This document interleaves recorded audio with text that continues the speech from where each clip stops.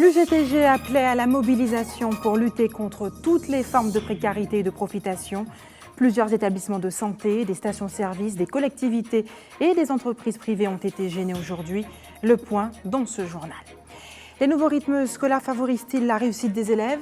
Un observatoire va être créé pour réfléchir aux solutions concrètes pour rendre l'occupation du temps des enfants plus efficace chez nous. Les explications sont à venir dans quelques minutes. Et notre archipel exposé aux cyclones, aux tremblements de terre et aux volcans doit compter un risque de plus, celui des maladies et des épidémies. Comment s'en protéger ? Félix Lurel, spécialiste de la question et contributeur du colloque des comités de la culture, sera l'invité de cette édition. Bonsoir, bienvenue sur ATV Guadeloupe. Comme annoncé depuis hier, le syndicat UGTG, en particulier sa branche santé, était mobilisé aujourd'hui en plusieurs endroits en Guadeloupe. Ils ont ainsi bloqué l'accès de plusieurs entreprises privées, mais aussi des établissements de santé. Reportage Moïse Dexter, Patrick Curie et les commentaires de Nathalie Dinan. Suite à l'appel à la mobilisation de l'UGTG dans tous les secteurs où ils sont représentés, différents points de mobilisation comme dans le secteur de l'essence, qui a connu des perturbations, notamment celles où il y a des entrepreneurs. On a bien dit, ce n'est qu'un point de départ aujourd'hui là, puisque nous pouvons effectivement organiser nous dans l'avenir à ce que l'ensemble des stations Guadeloupe fermées, puisque ce n'est pas normal que nous soyons qui ont un NAO qui sont censés faire tous les ans dans ce secteur-là, d'accord. Ces messieurs qui ont passé août, ils n'ont pas proposé, ils n'ont pas dit rien, ils ont laissé l'année passée, d'accord. Aujourd'hui, là, tu es obligé de bouger au Tibouin pour effectivement nous rencontrer nous dernièrement, arriver à présent, nous arriver à un échec de négociation. D'où là, nous avons demandé ces messieurs, arrêtez les affaires auto-entrepreneurs là, puisque trop longtemps, nous avons constaté que auto-entrepreneurs qui ont planté comme champignon station-service, ce n'est pas normal. Même son de cloche à la GUP à Petit-Pérou, les salariés affiliés à l'UGTG sont mobilisés. Ils défendent leurs acquis remis en question, selon eux, par leur direction. Les salariés à la GUP du bout Jodla, pour dénonciation ancienneté que direction à la GUP qu'a fait Jodla, pour 13e mois que vous besoin aussi dénoncer, pour toute répression qui a fait en disant, intimidation qui a fait en disant là, et pour toutes les autres acquis que nous nions, c'est-à-dire les primes que vous besoin de Jodla. Donc c'est pour ça nous disons Jodla que nous ne pouvons pas rester qu'à garder parce d'avoir avancé sur nous. Donc il faut nous démontrer mécontentement à nous Jodla. Donc nous décidons de mettre nous debout pour nous dire la direction d'arrêter et pour nous les acquis que nous disons là pour nous continuer et mériter pas d'avoir c'est nous avant nous qui gourmet bail. Donc nous aussi nous le devoir là des gourmets pour les petits qui viennent derrière. La plus forte mobilisation a été du côté du centre hospitalier universitaire des Abîmes soutenu par la CGTG pour démontrer ensemble les conditions de travail qui se détériorent et les risques sanitaires. Tout hôpital Guadeloupe Cap en fait dans le CHU, nous avons de moins en moins de moyens financiers, matériels pour nous pouvoir soigner malades. Nous avons nos services, il manque de couches, de gants, papier, toilettes, c'est bien basique que nous patinons pour nous pouvoir soigner malades. Ne serait-ce qu'au niveau des prélèvements, panitube pour pouvoir faire des prises de sang. Là, on dit panitube, c'est mon là qui voit que yo ka piquer un tube, mais tube là ça pas aux normes pour examen là que yo ka recommander. Donc nous avons jonglé avec le matériel que nous ni à disposition pour nous continuer à soigner ces malades-là. Donc, là, nous levons gars rouler pour dire stop, là, la situation là, stop. Et de jour en jour, l'hôpital là a dégradé. Plusieurs autres mobilisations se sont déroulées un peu partout sur le territoire, au centre gérontologique du Rézé, mais aussi à SGDM. Un appel à la mobilisation plutôt suivi par les membres de l'UGTG. Et les collectivités territoriales les plus importantes de l'archipel étaient également dans le viseur des syndicats. Karen Diama et Nathalie Dinan se sont rendus à Basse-Terre. On regarde. Tous en grève, l'appel de la centrale menée par Élie Domota a été timidement suivi à Basse-Terre. Seules les collectivités ont mobilisé leurs troupes. Particulièrement à la mairie Basse-Terre, là nous avons entamé la négociation depuis lundi et que nous butons sur la revalorisation du régime débitaire dont nous pensons quasi pas l'argent pour rembourser ces agents-là. Nous avons bien précisé sont en régularisation depuis 2012. En Guadeloupe, nous avons un problème aussi sur la précarité. Nous avons constaté que depuis quelques temps, l'État français a bien baissé tout le chômage qui balançait un peu contrat de droite et de gauche et les élus guadeloupéens qui plongeaient là-dedans. Et après, les jeunes qui ont un contrat là, ils ont fait un projet de vie, ils ont fait un projet de famille. Et 3 ans après, ils ont relargué là. Une mobilisation générale pour l'ouverture de négociations dans le domaine de la santé, dans le cadre du groupement hospitalier de territoire ou dans les collectivités pour de meilleures conditions de travail et d'avancement de carrière. Mais mobilisation là, ça nous commençait aujourd'hui là, nous pas savons quitter un café, mais il cadrait pour une situation générale que tout le monde a dit, puisque l'union c'est licenciement, donc il cadrait. Donc nous vrai, nous commençons ici, nous de l'autre côté, il faut nous passer la région, parce que la région c'est l'un des moteurs qui n'est tous ces contrats là.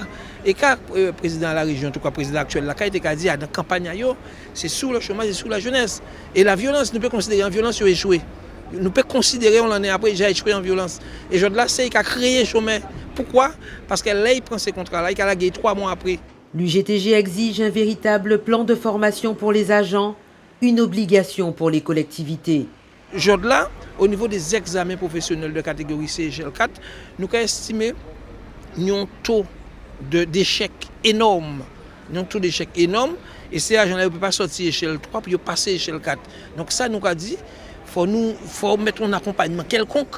Donc nous demandons dans un premier temps que les agents répondent en langue créole. Donc nous d'accord, en tout cas ils d'accord, mais ça pourrait écrire, ça qui est un bec pas en fall. Mais il y a besoin aussi un accompagnement des agents qui ont un examen qui peut-être qui pas même bien comprendre le texte là. Pourquoi? Parce qu'il y a un problème de lettrise. Pourquoi il y a? Eh bien la loi, l'État a dit quoi? Que les gens qui sont en situation comme ça, collectivité en tout cas employeur, il doit être accompagné. L'Union générale des travailleurs de Guadeloupe a pris son bateau de pèlerin et compte régler tous les problèmes, que ce soit dans le secteur public ou privé. Donc nous, une série de combats, nous allons continuer et nous savons que nous pouvons gagner, puisque là nous mettons à nos combats, c'est pour gagner. Bilan donc mitigé pour cette journée de mobilisation, mais elle ne serait que le point de départ pour d'autres mouvements à venir. On écoute le secrétaire général de la branche commerce de l'UGTG, Jacques Gernival, qui s'est expliqué face à la caméra de Moïse Dexter et de Patrick Curie. L'appel là, c'est pour nous dire dans le premier temps qu'il n'est pas normal en pays Guadeloupe, les patrons qui ont refusé de faire la négociation collective. Aujourd'hui là, pas ni en convention qui est appliquée aujourd'hui en Guadeloupe ou qui n'est pas obsolète. Donc nous avons dit qu'il faut y avoir avec nous et aujourd'hui là, nous décidons en premier appel de dire les camarades à nous faire attention. En plus, avec les lois ségrégatoires, il y a revenir sur tous les acquis, mais les conventions qui doivent être protégées, qui doivent être accompagnées des travailleurs, il y a refusé de mettre en place. Comme à l'habitude de l'UGTG, nous toujours mettons en ordre de bataille. Nous avons dit que j'ose la plus que jamais travailler, de comprendre la nécessité à ce que nous-mêmes protéger nous. Il n'y a pas patron, il n'y a pas l'État qui protège les travailleurs, s'ils ne travaillent pas, ils ont les moyens de protéger eux. Et ainsi ça, c'est si les revendications collectives que nous devons demander les moyens de faire en sorte que droit à travailler, intérêt à travailler, dignité à travailler respecté, puisque nous ne pouvons pas, dans un pays, là il y aura parlé de violence, là il y aura parlé de toutes sortes de dérives, il y aura parlé de la pauvreté, nous allons prendre l'exemple hier où ils font une journée de la pauvreté, alors que les gens qui étaient la vie sans, c'est-à-dire travailler, ils n'ont pas considéré, ils n'ont pas pris en compte et qu'aujourd'hui là, de moins en moins de monde qui travaille. L'idée c'est de dire tout le monde, à nous six, à nous garder. À nous garder ce qu'il a fait et à nous comprendre ce qui est arrivé nous surtout. À nous comprendre que ça qui est arrivé nous là, à pas malédiction nous ni, à pas bon Dieu ou diable qui descend de cité, c'est réellement une organisation qui fait pour faire perdre Guadeloupe disparaître. Et à l'entour de ça, travailler aujourd'hui là qui tibrin ni un certain nombre de nous petits tibrin avantage parce qu'il y a pas de travail, et ben nous mettons nous en ordre de bataille pour permettre que si nous nous demain, il y a une chance. Parce que aujourd'hui là, il s'agit de chance à Timoun nous de vivre en pays là ça et de grandir, de faire nous en pays là ça. Et pour nous, ça est incontournable, pète pour pète, nous pouvons pète et que Timoun nous ni la chance de vivre en pays Guadeloupe. En Guyane, il n'y avait pas de cours pour les 400 élèves du collège de Matoury aujourd'hui. Le personnel enseignant était en grève pour dénoncer un manque d'agents d'entretien, mais surtout l'insalubrité qui règne au sein de l'établissement. Un mouvement soutenu par les parents d'élèves. Les détails avec Jonathan Lariot d'ATV Guyane. Les portes du collège Lise au Fion de Matoury étaient fermées ce matin. Sur les murs de l'entrée, plusieurs pancartes dénoncent différentes situations et annoncent un piquet de grève. Les enseignants de l'établissement ont décidé de soutenir les agents de la CTG employés au sein de leur collège. Responsables de la propreté, ils sont aujourd'hui en sous-effectif. Résultat, des classes en mauvais état d'entretien. Il a été très clairement reconnu, et je pense que les personnels avaient besoin de ça, très clairement reconnu que les moyens des collèges étaient largement sous-dimensionnés. Il y a en effet une différence importante, nous a-t-on dit, quasiment de 1 à 3 entre les collèges et les lycées. Et que le travail de fond se fera là-dessus. Mais en attendant, il faut faire avec les moyens débloqués, je dirais, en urgence et sous la pression. Et je pense que nous pouvons tous, l'intersyndicale, dire que tout ce que nous souhaitons, c'est que la même démarche soit entreprise pour tous les collèges. Après une matinée à manifester devant l'établissement, le président de la CTG, Rodolphe Alexandre, est tenu d'intervenir. Il reçoit une délégation de plusieurs établissements qui dénoncent eux aussi une situation similaire. La comparaison est faite avec les lycées, qui disposent d'un effectif bien plus étoffé que les collèges, présents en plus grand nombre sur le territoire. Je reconnais qu'il y a dans certains établissements un problème, mais je ne peux pas systématiquement recourir à des créations d'emplois. D'autant que dans le cadre des CUI, je dois aussi avoir l'aval du pôle emploi. Donc toujours est-il, en termes d'urgence, on va répondre à la demande, mais je pense qu'on va aller vers une espèce de forum, de séminaire, où une fois pour toutes, on puisse définir la répartition ou le ratio de la création d'emplois par rapport au collège. En fait, c'est un nivellement que l'on doit faire entre le lycée et les collèges. 2 agents seront mis à disposition pour le collège d'Isophion. Un résultat précaire selon les enseignants, mais suffisant pour reprendre les cours dès demain. Un comité de pilotage sera mis en place afin d'établir un cahier des charges précis sur les besoins nécessaires dans les différents collèges.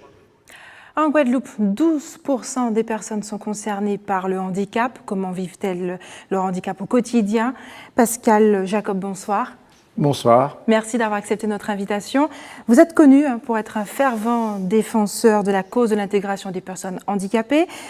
Avant d'évoquer la raison de votre venue chez nous, en Guadeloupe, je vous propose d'abord de regarder un reportage où on s'est intéressé justement au quotidien de ces personnes. Comment vivent-elles dans une société où tout va très très vite? Le reportage est signé Moïse Dexter, Patrick Curie et Jacques Canval. On regarde. Marie-Louise est une handicapée. Elle n'a pas baissé les bras face aux préjugés et aux difficultés inhérentes à l'organisation de la société.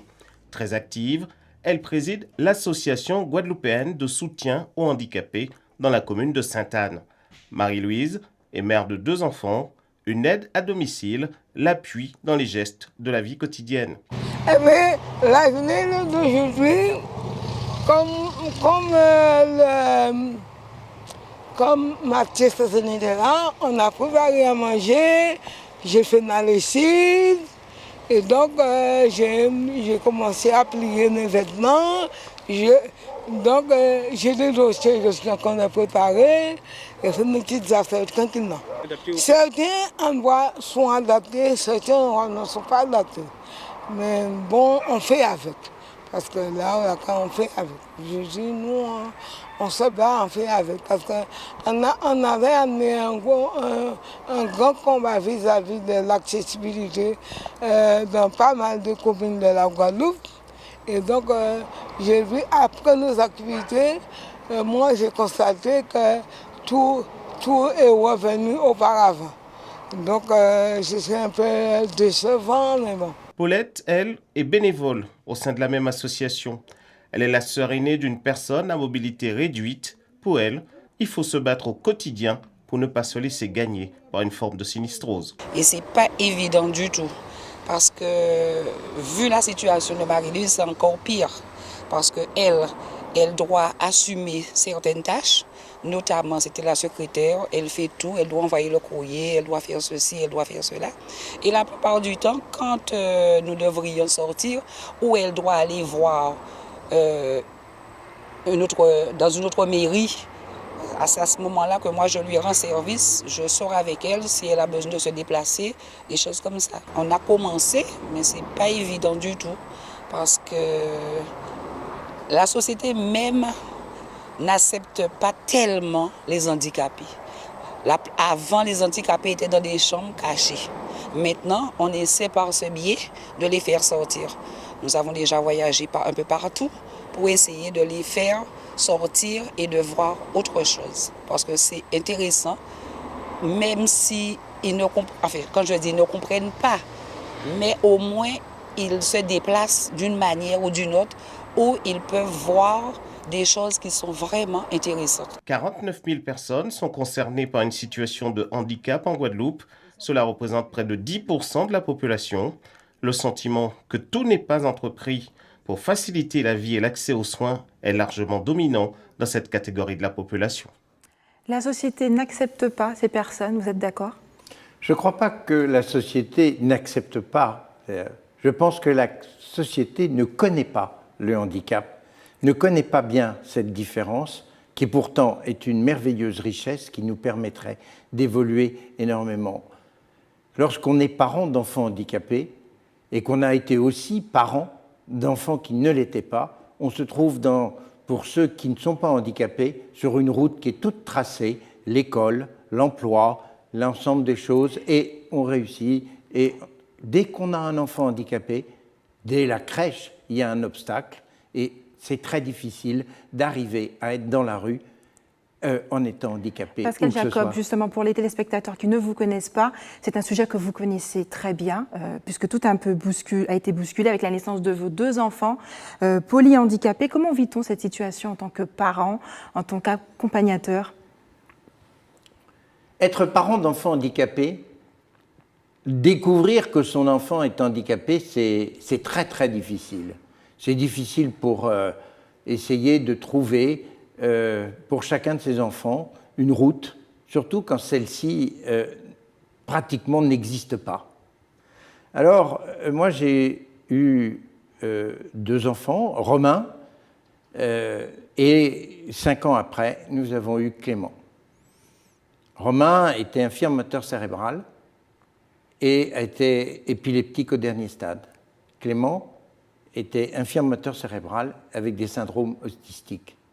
Lorsque je me suis retrouvé avec mes 2 enfants à la maison, j'ai compris que ma vie allait complètement changer.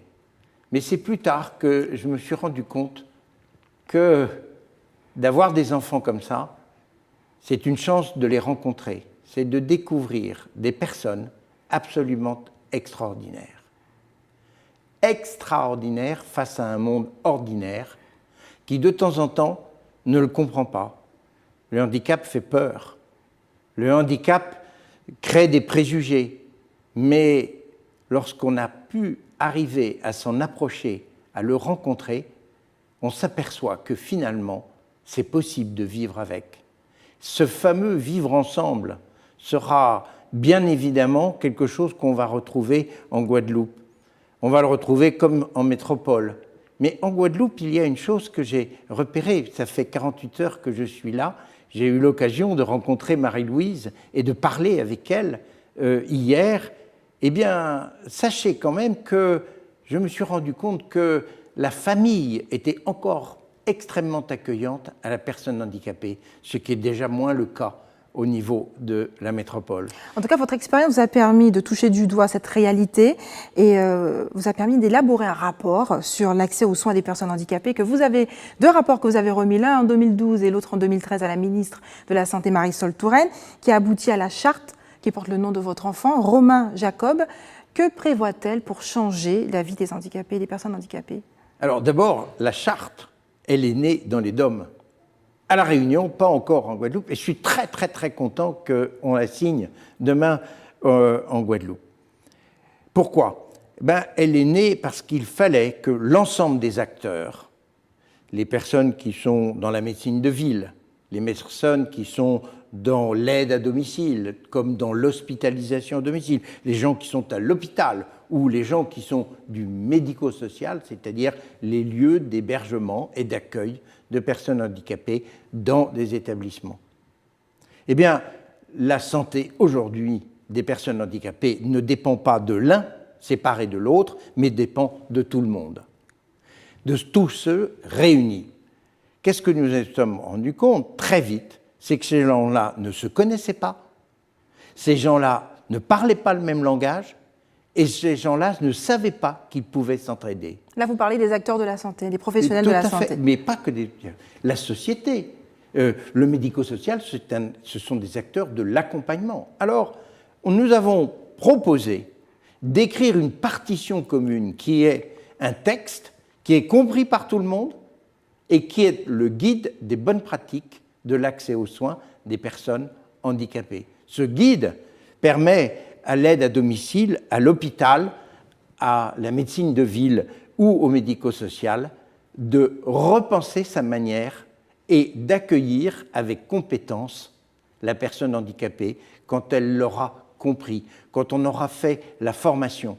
Qu'est-ce que fait aujourd'hui cette charte?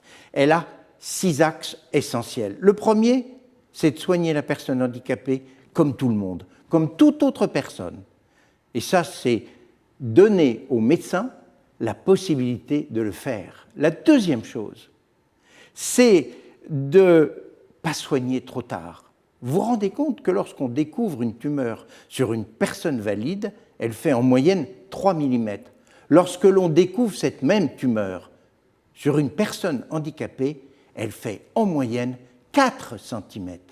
On soigne trop tard parce qu'il n'y a pas suffisamment de prévention, parce qu'il n'y a pas accès à la prévention.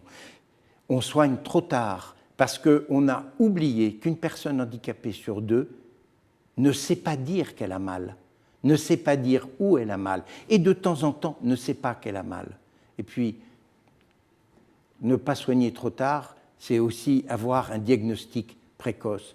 La troisième chose, c'est être capable de comprendre que pour réussir le soin, il faut accepter l'accompagnement. Il ne faut pas que la personne handicapée ait à choisir entre être soignée ou accompagnée. Il lui faut les deux en même temps. Merci Pascal Jacob d'avoir développé d'abord ces 3 axes. Les autres, à mon avis, on y reviendra dans notre prochaine édition. Merci d'avoir accepté notre invitation ce soir. Ça peut être un handicap de ne pas avoir un emploi. D'un autre ordre, plus de la moitié des Martiniquais de moins de 25 ans sont au chômage, contre 18% dans l'Hexagone. De manière générale, aux Antilles, 3 jeunes sur 10 n'ont ni emploi ni formation.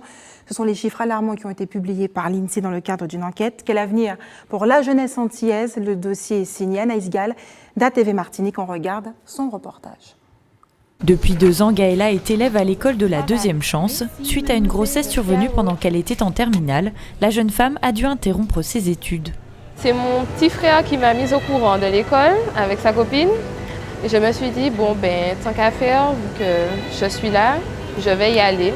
Donc je suis allée, j'ai passé mon entretien et ça s'est bien passé. On m'a appelé pour me dire que je suis acceptée.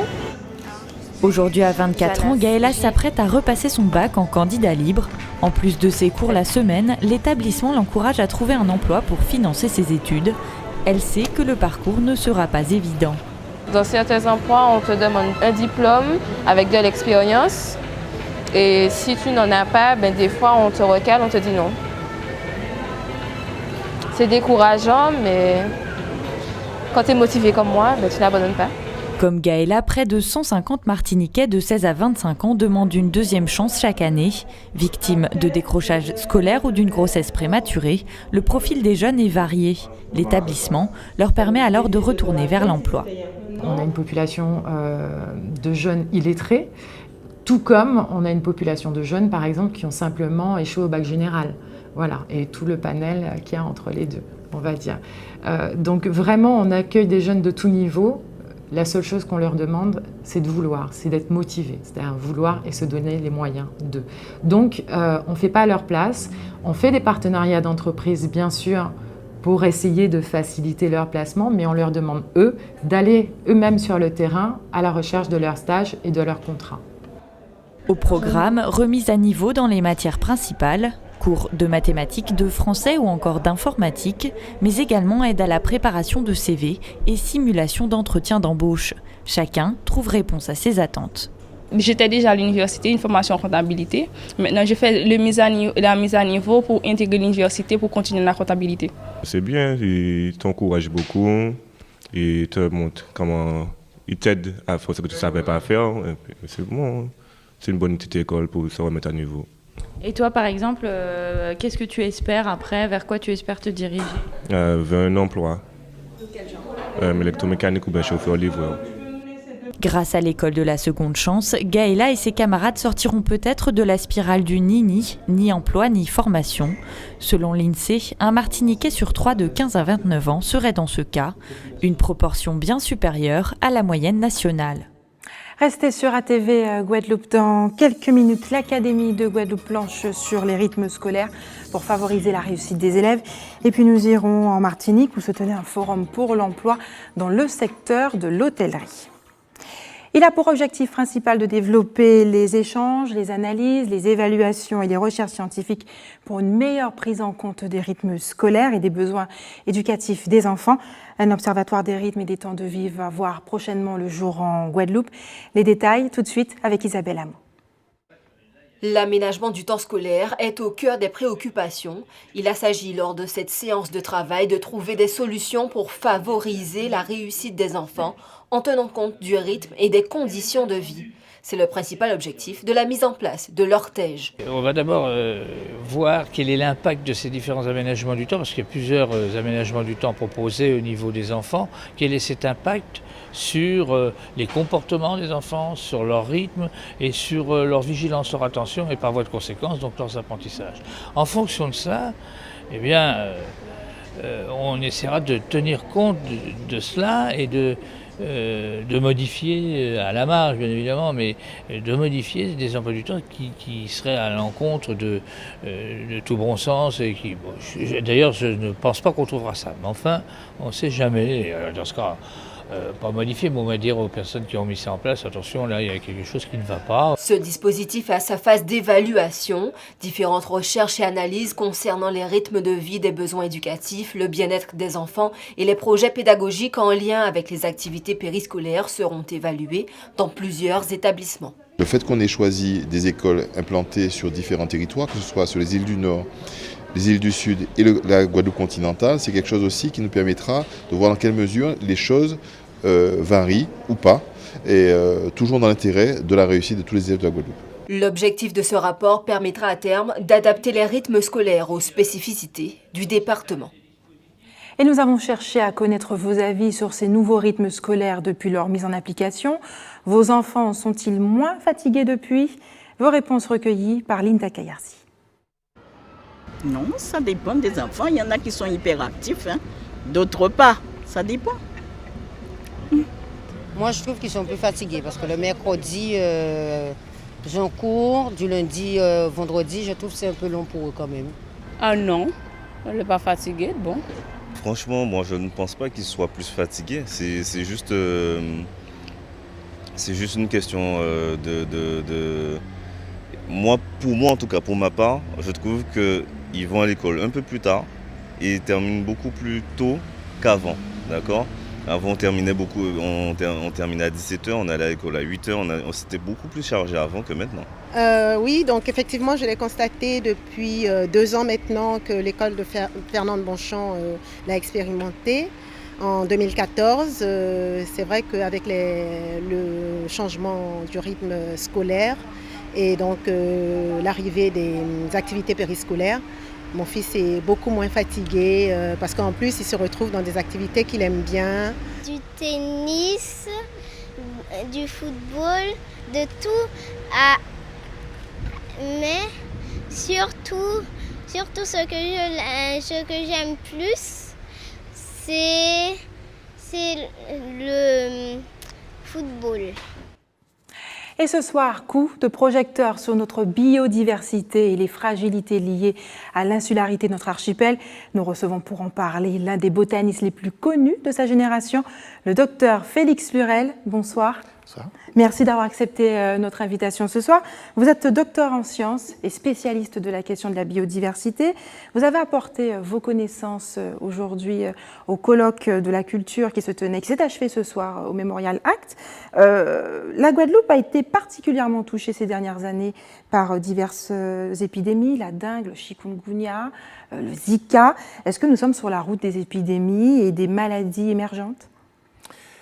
Oui, donc un colloque se tient depuis hier sur justement cette thématique du changement climatique et donc de ses impacts sur la santé. Et effectivement, donc, on voit que c'est une problématique qui revêt effectivement un intérêt majeur, avec notamment les épidémies que nous avons connues de Zika, de chikungunya, de dengue, et donc des maladies émergentes, puisque par exemple le Zika, nous avions très peu de données, très peu d'éléments, et nous en apprenons encore tous les jours sur ce virus transmis par les moustiques. Comment expliquer justement que notre archipel soit régulièrement touché par ces épidémies, ces maladies? Ben écoutez, s'agissant des insectes, c'est complexe dans la mesure où les gens se déplacent aussi beaucoup. Hein, il y a des échanges. Déjà dans la Caraïbe, on a des îles qui sont proches, mais on va plus loin. Quand on regarde tous ces échanges avec les avions, bon, en tout cas, les virus voyagent comme nous, avec nous. Ça, c'est une première chose. Par contre, on voit qu'avec le réchauffement, donc au niveau des eaux, au niveau de l'air, on a peut-être des gîtes nouveaux. Par exemple, ils ont constaté qu'à La Réunion, qu'ils avaient eu des cas de chikungunya au-delà de 700 mètres d'altitude, 800 mètres, alors que jusque-là, on va dire, les moustiques et la maladie ne dépassaient pas 300-400 mètres d'altitude. Donc on voit que ça commence à progresser à l'altitude. Disons que par contre, nous avons effectivement un certain nombre de menaces, on va dire, qui pèsent sur la santé avec le développement de maladies sur les plantes, par exemple. On a vu le citrus greening aussi, qui a attaqué la production, en tout cas les agrumes. Voilà. Donc on voit la cercosporiose noire sur les bananiers, avec donc des conditions climatiques. Quand il y a un phénomène extrême qui peut fragiliser l'environnement, notamment une grosse sécheresse, ou alors à la suite donc une grosse inondation, on peut voir effectivement des pathogènes qui étaient peut-être encore en sommeil, etc., se réveiller, être favorisés, se multiplier. Félix Lurel, c'était aussi l'occasion de dégager des solutions lors de ce colloque pour apporter des solutions. Comment s'en protéger? Alors tout à fait, ça c'est donc un colloque entre les conseils de la culture, de l'environnement, de l'éducation. Il y avait 5 conseils de culture, environnement, éducation, les CCEE, donc Mayotte, Réunion, Guyane, nous avons reçu le représentant etc. de la Réunion hier dans notre édition. Et donc c'est l'occasion de regards croisés, d'échanges, justement, pour effectivement être force de proposition, puisque c'est la société civile, c'est-à-dire donc une expertise de terrain, des associations, des gens donc qui connaissent bien les situations locales et qui se rencontrent pour justement faire remonter un certain nombre donc de demandes ou d'attentes de la population. Et effectivement, il y a bien une quarantaine de propositions entre hier et aujourd'hui. Le colloque n'est pas fini, ça continue demain avec des visites de centres de recherche. D'ailleurs, l'INRA, CIRAD, c'était bien présent donc pendant ces 2 journées. Le professeur Jeanqui a fait une excellente d'ailleurs démonstration, présentation sur justement le Zika en Guadeloupe, le suivi donc des personnes, des femmes enceintes et toutes les précautions, les dispositifs mis en place, les recherches. Voilà. Donc, ce qu'on veut aussi, c'est faire de cette expérience, puisque nous sommes aux avant-gardes en tant que petit territoire insulaire réparti dans différents océans. Ce qu'il faut, c'est justement faire de ces expériences une véritable expertise, une bonne connaissance, justement parce que nous sommes vraiment en avant-garde, aux avant-gardes par rapport à on va dire, ce qu'on peut observer déjà et qu'on attribue aussi au réchauffement climatique et qui se superpose à des problèmes que nous avons déjà, qui vient se surajouter à des difficultés qui existent, à des maladies qui sont là, un peu latentes jusqu'à maintenant. Félix Lurel, est-ce que nous sommes condamnés à subir les aléas des changements climatiques ou avons-nous la possibilité de les apprivoiser? Alors nous avons donc effectivement des moyens que notre portefeuille, on va dire, pour nous adapter. Et puis vous avez vu, il y a la COP21 en décembre 2015, justement, les chefs d'État sont mis d'accord pour limiter les gaz à effet de serre. Nous avons notre contribution aussi, là c'est pour un peu atténuer, mais on sait qu'il y a de l'inertie, qu'il y a déjà suffisamment de gaz à effet de serre ou de gaz carbonique, justement, dans le système, etc. Et donc ça va un peu bouger, ça va continuer à réagir. Mais nous avons une biodiversité exceptionnelle, vous l'avez souligné, et cette biodiversité, on sait par exemple qu'elle est très efficace, qu'on doit l'intégrer dans le processus d'atténuation du réchauffement climatique. Quand on a les belles mangroves qui sont comme ça dans des milieux très hostiles, très contraignants, mais qui arrivent à résister, on sait que ça séquestre, ça capture, ça piège le carbone. Regardez l'aéroport avec toute la forêt marécageuse, la forêt mangrove qui est autour.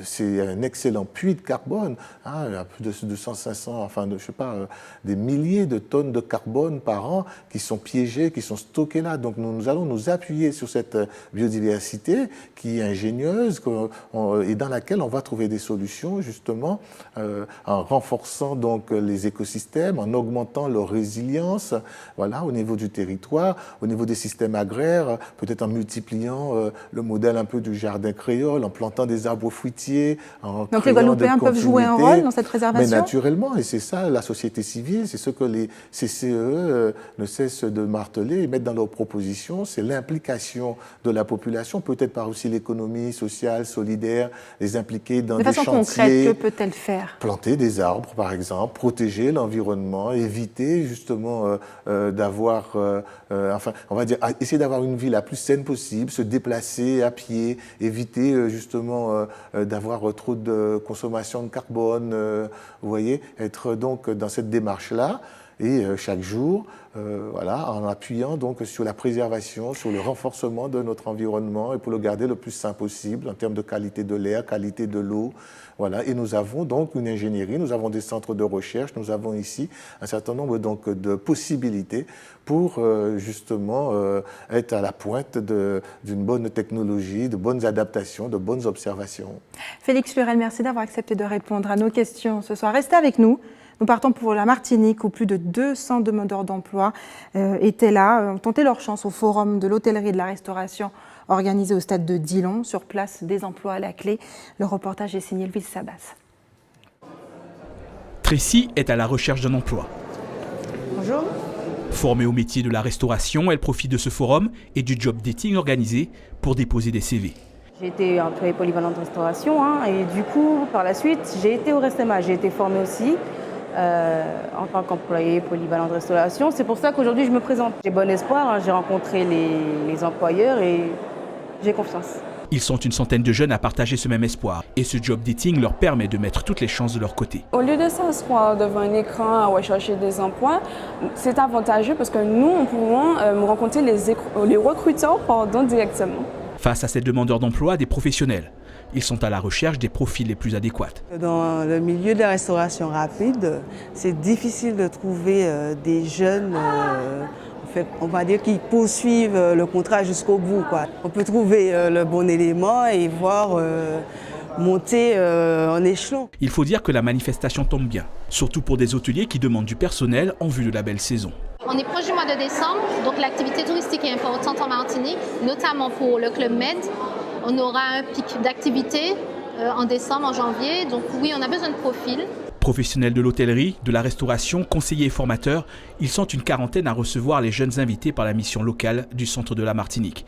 Le secteur recrute, les demandes de formation sont nombreuses. On voit aujourd'hui des bars qui fleurissent à foison, donc effectivement c'est un secteur d'activité qui recrute et pour lesquels il faut avoir de vraies compétences professionnelles. Donc oui, les personnes cherchent à se former et à certifier en fait leurs compétences dans ce domaine. Ou effectivement des personnes qui étaient dans le milieu déjà depuis fort longtemps et qui veulent justement avoir cette reconnaissance.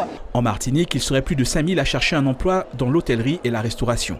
Un secteur exigeant qui veut du personnel et des services de qualité. On a de plus en plus des métiers nouveaux qui émergent comme les métiers d'housekeeping, de gouvernante, qui sont des métiers par exemple que les jeunes ne connaissent pas et qui nécessitent aussi des filières de formation. Plus de 220 demandeurs d'emploi ont participé au forum de l'hôtellerie et de la restauration organisé par la mission locale du centre de la Martinique. Une centaine ont participé au job dating. La moitié des CV présentés ont été retenus pour un second entretien par les professionnels. Retour en Guadeloupe maintenant et place aux informations pratiques. Prenez vos stylos. Il y aura des coupures d'eau prévues demain à Morne-à-l'Eau, notamment dans les quartiers de Bonne-Terre, La Pointe, Richeval et Rousseau, à partir de 8h du matin. Le retour à la normale est prévu le mercredi en début de soirée. Et puis des coupures d'électricité sont également prévues au Moule, dans les quartiers de Bois-David et de Corneille, de 8h30 à 11h du matin. Et l'équipe de l'établissement français du sang vous donne rendez-vous demain face à EDF Bergevin à Pointe-à-Pitre de 7h30 à 12h30. Et puis au Lamentin, venez découvrir l'histoire intitulée Le loup vert, le loup qui voudrait devenir gris. Tout ça, ce sera demain, mercredi 19 à 16h45 à la médiathèque du Lamentin. Pour plus de renseignements, n'hésitez pas à les contacter. Et enfin, si vous êtes témoin d'un événement, contactez-nous au 0590 71 2 fois ou alors nous envoyer un email à rédaction@atv.gp. C'est la fin de notre édition locale et régionale. On se retrouve dans un court instant pour le rappel des titres.